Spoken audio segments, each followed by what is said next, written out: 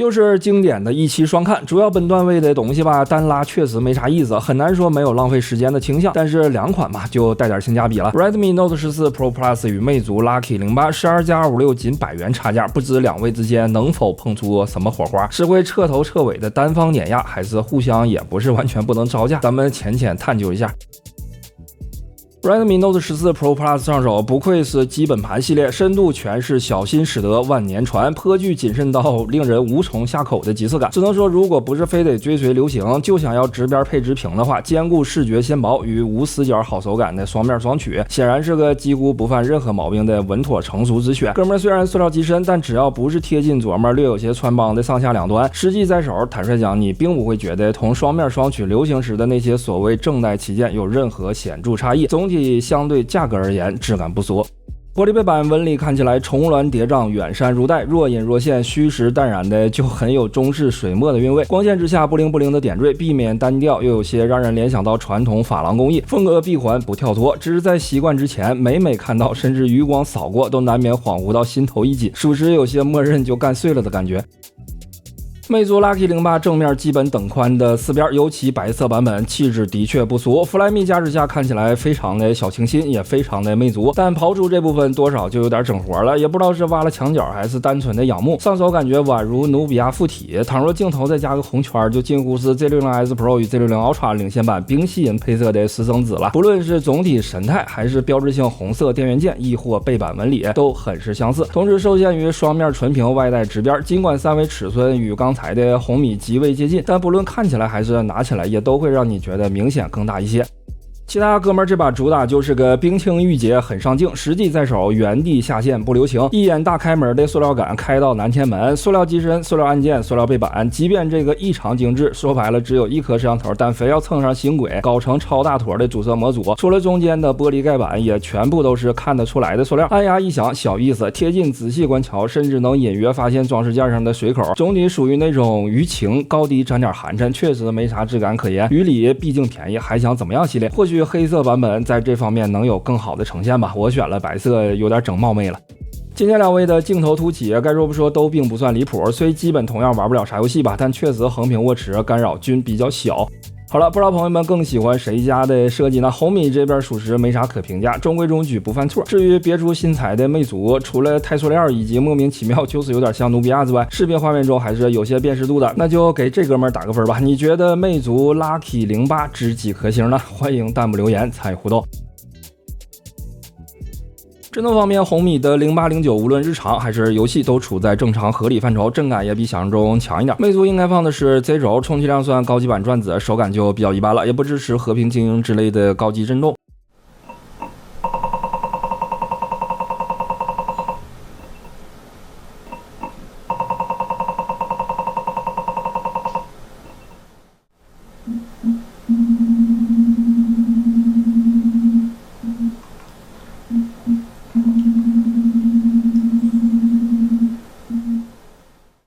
接口传输别看同样都是 USB 2.0， 但受限于 SoC， 魅族注定相对更弱一点。除了速度，红米最高兼容至 USB 3.1 阵2，但魅族是 USB 3.1 阵1封顶。外放效果就更别提了，我觉得弱些勉强还能理解，但魅族这哥们儿神了，朋友们仔细听。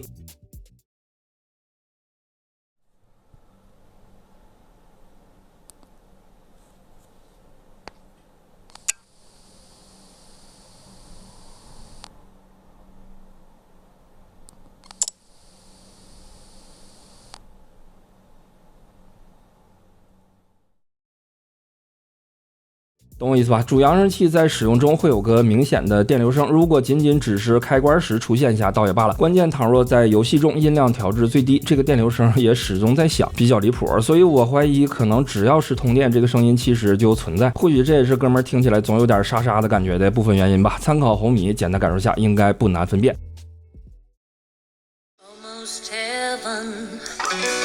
West Virginia, Blue Ridge Mountain, Shenandoah River. Life is so there, older than the trees, younger than the mountains, broken like the breeze. Country roads take me home to the place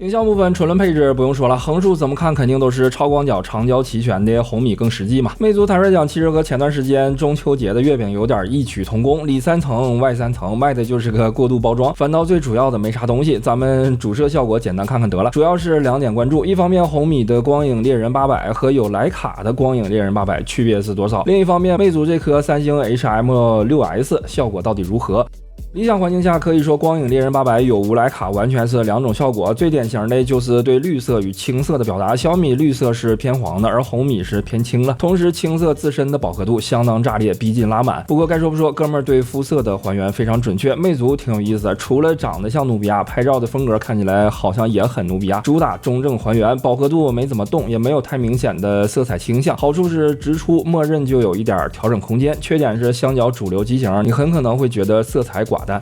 比如这张是吧，几乎完美复现了理想环境中的效果。魅族吃了中正的亏，相比另2位仿佛都快变成黑白照片了。瓦蓝的红米则表示叶子就应该是这样色的，里外里只有小米确实看起来恰到好处。这张可以进一步说明区别，除对光线的把握，能明显感知到有无徕卡对色彩的影响。红米属于直接拉了一手饱和，导致整个花朵基本处在爆炸的状态，极度明艳但稍显廉价。反观小米其实很接近，浓而不腻，艳而不妖。说白了，处理方式比没有徕卡更加高级，不是单纯的拉饱和，而是整体增加了色彩密度，隐约有点那种电影调色的风味。至于红米和魅族之间哪个更好点，我觉着广义而言可能会选红米吧。魅族近距离拍摄比较容易过曝，这张当中更加明显，花瓣已经过曝裁切了。红米此处虽依然是比不了有徕卡加持，不过单论观感我觉着算可以了。那魅族是一点希望都没有吗？肯定不至于，场景放大些就好了。此时除色彩风格，几位并不会有啥太明显的不同，朋友们可以自己选一下，从左到右1、2、3，你说哪个好就是哪个好。然后我再补充一点硬伤，这个场景中不清楚是什么触发了魅族的算法 bug， 中间这朵花不管怎么拍最终都是重影了，且只有这朵花重影，十分神奇。夜间柔光，魅族虽然基本保持了场景原貌，明暗与肉眼观察区别不是很大，但相较白天快速下降的画质，多少还是有点揪心。远观尚可，不能近瞧，不建议拿这玩意儿钻黑旮旯。小米和红米属于交替式抽风，前者容易整体泛红，后者碰见路灯就熄火。当然总体而言，肯定还是徕卡加持更好一点。比如这张是吧？尽管同传感器动态范围也比红米更大，画面观感穿透力很强。最后压轴必须还得是我大魅族，这张拍摄于国庆节当晚，可以说只有魅族惊人的捕捉到了帝都那漫天的灵气，霸气侧漏，势不可挡的国运呐，以至于太过神奇，一度我都想拿这张照片许愿了。毕竟那天晚上北京刮大风嘛，万里无云，此等意象就很难解释。AI 消除以2位各自拍摄的同场景照片为例，简单看个效果。这张选中雕像，啪的一下确实都整没了。远观魅族显然更好一些，近瞧尽管也有点模模糊糊，但依然是魅族看起来比红米要正常，后者直接变成了奇奇怪怪的一坨。这张再简单不过，只需要将中间的椅子去除即可，结果还是很难说红米究竟画了个啥。总之不太正常。反观魅族不细抠的话，已然近乎可用，此处终于扳回一局。屏幕部分，之前相似同段位的一加 S3V 以及真我 GT Neo 6 SE， 虽然当初没有拍成视频，但这部分数据留了一些，接下来可能会涉及到，有兴趣的同学可以顺便参考，没兴趣就假装不存在即可。首先，息屏光谱反射，魅族和红米区别不是很大，当然往死里抠的话，红米稍稍好一点，比如 Redmi Turbo 3基本一致，弱于 K 系列，但优于比如小米14 Ultra、14 Pro 之类的旗舰。如果带上真我和一加，那么四者当中表现最好的是真我 GT Neo 6 SE， 最弱的是一加 S3V。亮度我觉着就不磨磨唧唧念数字了，咱直接研究结果。手动平均最猛的是真我，激发平均最猛的是魅族，甚至不是一般的猛，是迄今为止测试过的所有机型当中最猛的，生生怼爆1700尼特，有点东西。不过这哥们儿可能光想着怎么花里胡哨了，只有正面光感，背面没有传感器，这点显然落后于主流，某些时候恐怕会直接影响体验。红米这把亮度上相对保守，手动514尼特属于处在及格线区间，不清楚为什么阳光模式中手动并没有像同门其他机型一样提供额外亮度，不过均量还行，略优于魅族，但弱于真我和一加。HDR 没记错的话，这里面唯有红米是做了真 HDR， 其余几位说到底只能算全屏亮度而非 HDR 效果，小窗那种就更不用提了，没有的。魅族为例，此处画面应该不难看出白雪的区域没有红米亮吧，也就是根本没有遵从 HDR 视频中包含的亮度映射。当你拿着这类机器美滋滋的觉得哎呀真亮啊，感叹难道这就是传说中的 HDR 时，我只能扎心的告诉你，其实并不是。有同学可能说，你小子是不是故意把红米拉亮了忽悠我？那不能，不信再给你放几秒，这个位置两者总体亮度是一样的，但是注意正对阳光扬起的雪是吧？你觉得哪头更有真实的感觉呢？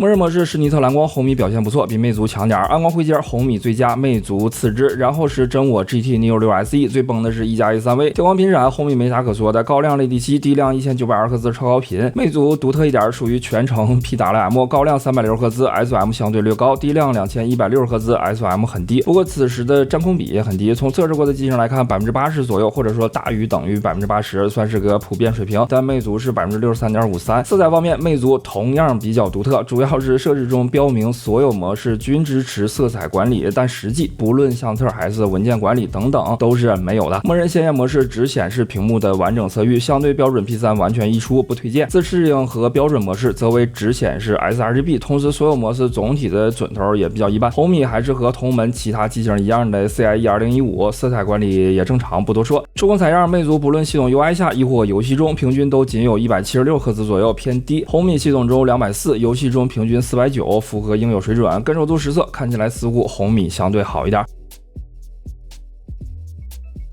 性能方面，我感觉买本段位的朋友们应该没有对这块还抱有幻想了吧？有的话就地赶紧掐灭，回到现实中来，不要听网上瞎吹牛逼。什么 7S 正2、7S 正3的都是半斤八两，恨不得打开相机也得愣一下的选手，实际干不了啥玩意儿，比凑合使强不到哪去。当然关起门来，肯定 7S 正3强于 7S 正2嘛。无论 CPU 还是 GPU， 不论性能还是效能， 7S 正3大概其都要优于 7S 正2至少 30% 左右。38口技，因为哥俩性能实在是太弱了，单轮最高还不到3帧，所以也就没那么准，不必太过纠结。反正可以看到 30% 差距肯定是有了。值得注意的是，温度更强的基础上，红米周身低了3度左右， GPU 更是低了将近80度。主要魅族散热确实捉襟见肘，估计压根没寻思能拿这玩意儿打游戏吧。为避免有什么奇葩的状况发生，我又考了一手 CPU， 结果区别不是很大。这里红米周身低了 4.5 摄氏度， CPU 低了 1.7。